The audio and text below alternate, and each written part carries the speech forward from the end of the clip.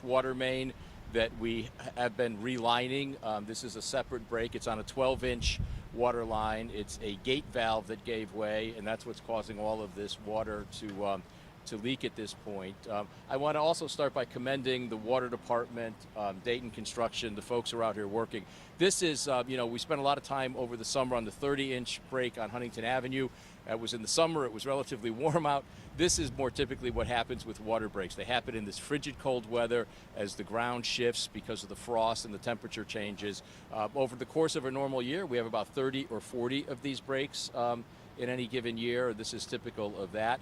At this point, that 12-inch main, we've been able to divert the water to an 8-inch main so that none of the residences around here, none of the local businesses, and Sprague School, which is right behind us, they all have water. No one has lost water at this point. We are in the process of bringing in the parts. We have the drop gates that we can put in. We've ordered some of these parts ahead of time. The valve replacement will occur. None of that will require the loss of water to anyone, so there's going to be no shutdown of water at this point. People may experience some discoloration of their water because the pipes are being worked on, but all you need to do is let the water run till it clears up. There's no need to boil water at this point. We haven't lost that kind of pressure. We're looking at this all being finished probably by the middle of next week. But in the meantime, as you know, there's been some detours here anyway because of the work being done on the Thomaston Avenue main, the 42-inch main. It'd be similar to what's going to be happening over the next few days here as well. All of the businesses in here are still accessible, so they're not going to be closed. They'll still be accessible. You'll be able to get in. The school is accessible. The park is accessible. The 42-inch main, we continue to work on that. We've got about 12,000 feet of the main has been dropped in at this point. It's ready to, I think, go live at the end of this week. We should be looking at it. End of next week, I'm sorry, the end of next week. That should be able to go live as well. That's a $12.5 million project that we've been working on over the course of 2025. We've invested about $30 million in upgrading the water system so that we don't have incidents like this anymore. We're getting there. It takes some time to fix a 100-year-old system that hasn't been touched in multiple decades. In the upcoming year, our superintendent, Brad Maleo, is with me today.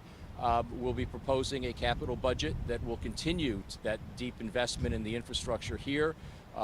As we talked about over the summer up on Huntington Avenue, we've identified about 10 valves that are of critical importance that we are going to be looking to replace as part of that project so that we will be able to shut off water in localized areas and not have to have a major issue like we did over the summer. So with all of that, is there anything I missed or anything I should have said?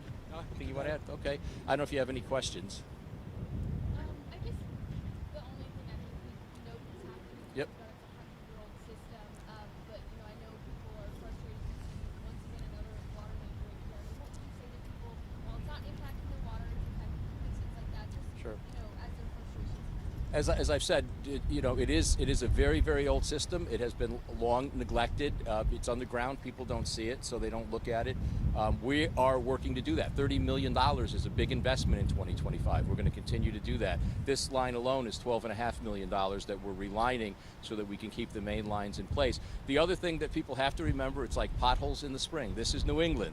We've had a couple of winters where it's been very mild.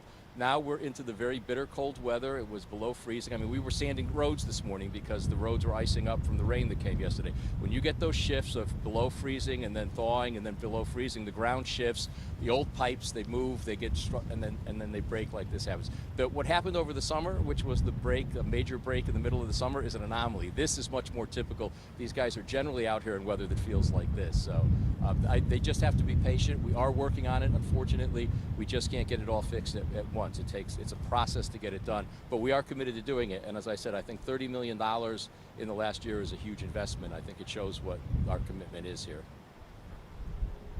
Sorry, just one last thing. Sure. Any concerns about, as we just talked about, any concerns about, we see a lot of water on the roads. I know the road is closed this portion of it, but ice on the roads for safety. Yeah, the workers will be careful. Right now, the water is flowing as well because it's running water. It's not pooling, which makes I won't tell you it will not freeze, but with the temperatures we're going to be seeing, that movement will probably keep it from freezing. But we'll have sand available. We'll be very cautious. These guys know what they're doing. They do this all the time, so this is not unusual for them. It may not be comfortable, but it's not unusual. So we should have this water turned off tonight. tonight, the flow of this water should be stopped. Anything else? All right. Thank you, guys. Thank you.